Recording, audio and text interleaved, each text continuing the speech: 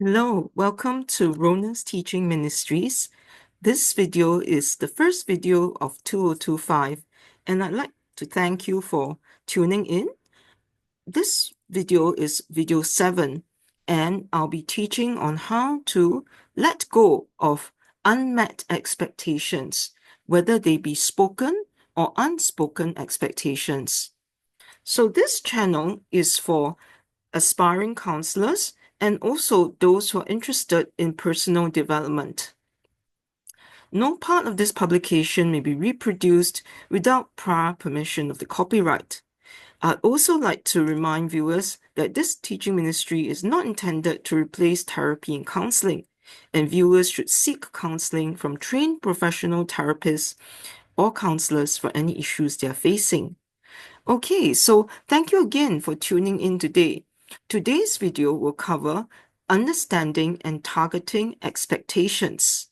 These expectations can be spoken, they could be explicit, overtly and directly expressed, or unspoken, implicit and not directly expressed, but in the client's thoughts and belief systems.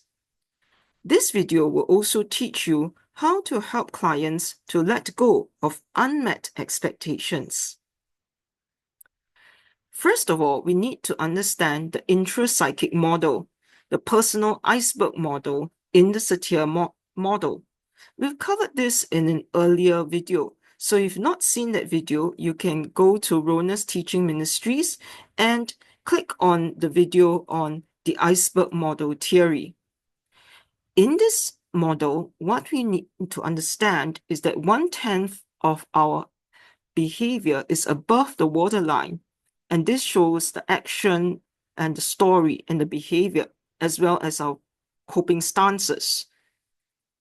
Now, below the waterline are our feelings about our feelings, our perceptions, and our expectations, and then our yearnings, and finally, our sense of self.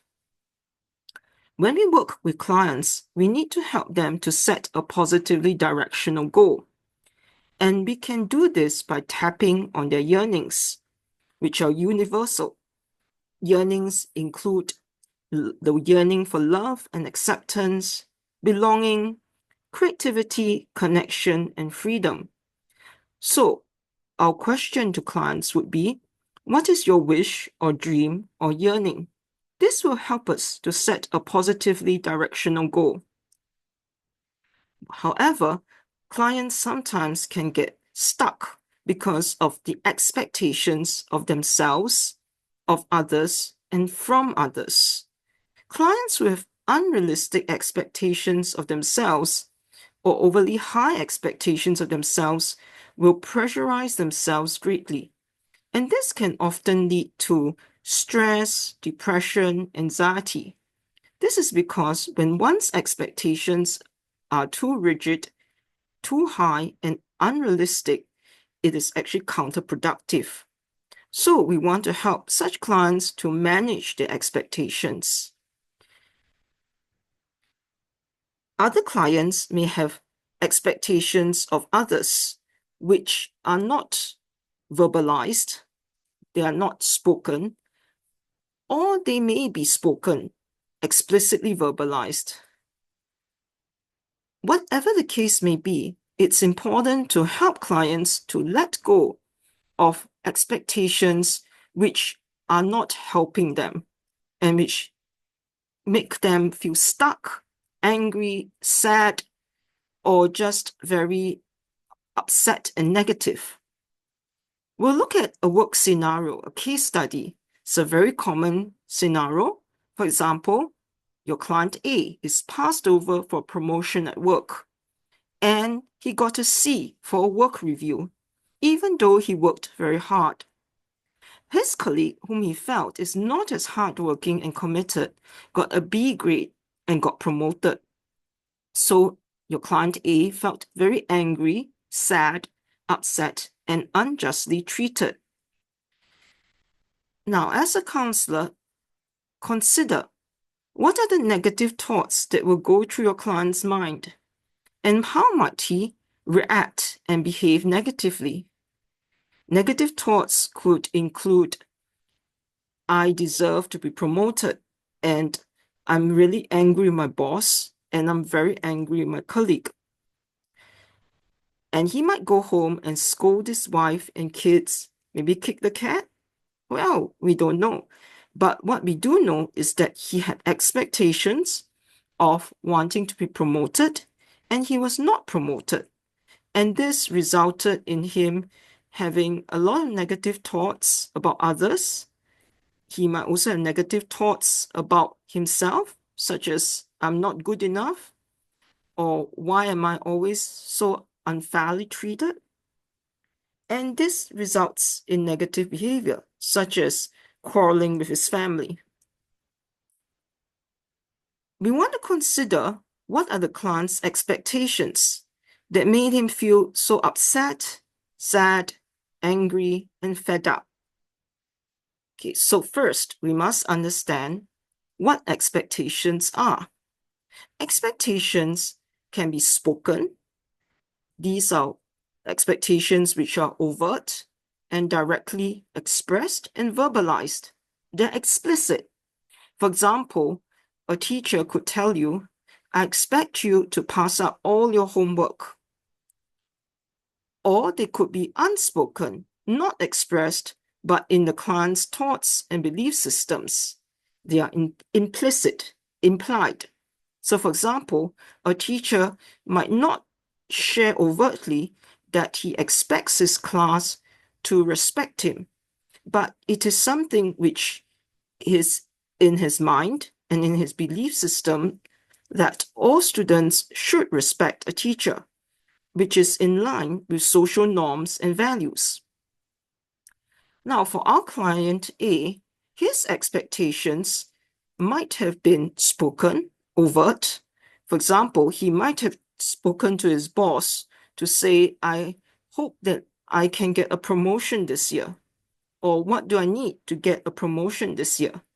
You need to explore with your client whether his expectations were explicitly discussed with his superior, or were they unspoken? They were not expressed, but in his mind, in his thoughts, and his belief systems, that he felt that he would definitely get promoted based on his hard work, but he did not say so overtly to his boss. So you need to explore with the client the exact nature of the expectations. Now, the client is very upset because his expectation, whether it was explicitly stated or unspoken, implicit, was not met. So he has to find a way to let go of this unmet expectation. Many clients get stuck because they cannot let go. And the counterproductive methods of resolving unmet expectations include feeling sorry for ourselves, blaming other people, reacting with anger, or ignoring our unmet expectations. So client A might feel sorry for himself. He might blame another person. For example, he might blame his boss, his colleague, or even blame his wife and kids for not being supportive enough. He might react with anger. He might quarrel with his boss or colleague. He might even throw in the towel and resign from the job because he's so angry and upset. Or he could pretend that he didn't care and just sweep it under the carpet and ignore his unmet expectation. He might just suppress or repress whatever thoughts and feelings he has, but it would eventually again erupt in anger or upset feelings. So, how would we as counselors help the client to resolve unmet expectations? These are the positive methods. You would help them, firstly, to let go of any unmet expectation. Help them to reframe the situation and to let go. For example, with A, you could ask him, what is something good that can come out of this situation? Or another example could be, what might be the greater workload that you would have to take on if you were promoted? So you help them to look at the problem from another angle and to let go of that unmet expectation. Secondly, you would help them to find alternatives to meet their expectations. For example, you would generate at least 3 choices with your client. It is very important that you must generate more than 2 choices. This is because when there are only 2 choices, the client will feel very stuck. For example, if A believes that he has only 2 choices, example, to be promoted and to experience happiness, or to not be promoted and be permanently disappointed and angry. Now, this would make him feel very stuck. It would be important to help him to generate at least 3 choices. Example A, yes, I am disappointed that I am not promoted. I can continue to sulk and be angry and be upset. Or B, I can let go of this and think, what can I do so that I can feel better? For example, could I speak to my boss and have a session to understand what I can do to improve? Or C, can I look for a job where someone else would appreciate me more? Or D, can I go for some upgrading of my skills so that I feel better and empower myself? Another choice could be to discuss with my boss whether I could be transferred to a new department or a new job scope. Basically, the important point is to find ways to meet your expectations. The expectation in this case is to be promoted. That is the explicit expectation. But there's also an implicit expectation that the boss would value and appreciate the quality of the work that is done. And so the deeper underlying issue is a matter of whether the client A feels appreciated and valued. So as counselors, we need to be able to articulate this, and we need to be creative and insightful to be able to help the client to generate choices and to let the client choose the choice that resonates the most with him, that is the most congruent, and that is the most empowering for him. Third method of resolving unmet expectations is we decide to hold on to the unmet expectation and we count the cost. We realize it's not worth it. For example, the client would be able to articulate, it is not worth it to be upset over this promotion because I still have many other things in my life that are important. For example, my family, my health, my own hobbies, and I appreciate myself that I am intrinsically hardworking and I am a person with a lot of gifts and talents. If I keep focusing on this promotion issue and get so unhappy, so upset, and so angry with the world and with myself, it's not worth it. So we need to help to peel the onion together with the client to unpack these issues. The fourth way to resolve unmet expectations is to go to the yearnings, is to examine why. Why is this expectation so important to the client? For example, in A's case, it could be that the client wants to be validated, wants to be appreciated. This is a very natural yearning. We could help the client to explore how he could meet this yearning in another way and not just through a promotion. For example, might he be able to meet this expectation by volunteering with a worthwhile cause, something meaningful that he believes in? For example, working with, orphans or the lower income or people who have been um, affected by war, refugees, or the homeless. There are many possibilities of how he could meet his desire to be validated.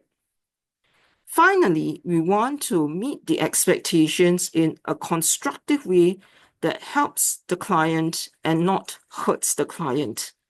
So, for example, in A's case, he got very angry, upset, and sad that he was not promoted. And he might have taken it out on his family. We want to help him to find ways to meet the expectations in a healthy way. So, for example, we would need to work with him to help him to explore how he might find ways to validate himself. For example, might he go for a course that he is interested in and that will help him to upgrade his skills as well as infuse passion into his work. So moment by moment, we make a choice to have good self-esteem. People can say or do hurtful things to us, but it is how we choose to respond to their words and behavior that determines our feelings, thoughts, and perceptions of ourselves. Subsequently, our behavior changes when we are able to change our expectations and our thoughts. So we need to understand the personal iceberg to have a good self-esteem and good self-worth. We also, as counselors, need to understand and tune in to our expectations, to our clients' expectations, whether they be spoken and unspoken. We can also empower our clients so that they are able to be sensitive and mindful and tune in to their own inner thoughts and their own inner expectations. As what Virginia Satir, the great family therapist, said, the problem is not the problem. It is how we respond to the problem or how we cope with the problem. So let us not suppress or deny negative thoughts, feelings, behaviors, and actions. Instead, we use the 5 A's to change and transform our expectations. We modulate our expectations to something that is reasonable, that is something that is empowering to ourselves, and to something that is realistic. We want to transform negative thoughts to positive thoughts, negative feelings to positive feelings, and negative behavior to positive behavior. What are the 5 A's? This was taught in an earlier video, so I will go through this fairly fast. If you are interested to learn more, you can go back to Rona's Teaching Ministries and watch that in the earlier video. The 5 A's include 1, awareness. We want to help the client to become aware of their expectations. 2, we want to help them to acknowledge their spoken and unspoken expectations. 3, we want to help them accept themselves and their expectations, their thoughts, their feelings. We want to help them to appreciate and understand why they behave in the way they behave or think or feel. For point 3, if they can accept the situation, it can also help them to feel better. For example, A could articulate that I accept that I did not get promoted. I don't like it, but I accept it. Research has shown that when we are able to accept something, it takes away a lot of the negativity, and we no longer have to fight that negative energy.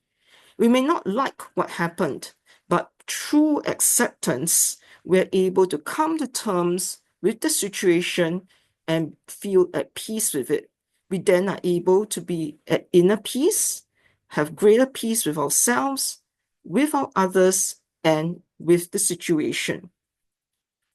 For point 5, after we are able to appreciate and understand why, we want to help the client to act, to take action. So this action would be ways that would help them to feel better, to think more positively, and to behave in ways that are more empowering to them. So we can choose to be happy and to be the best version of ourselves. What are 3 takeaways from this video?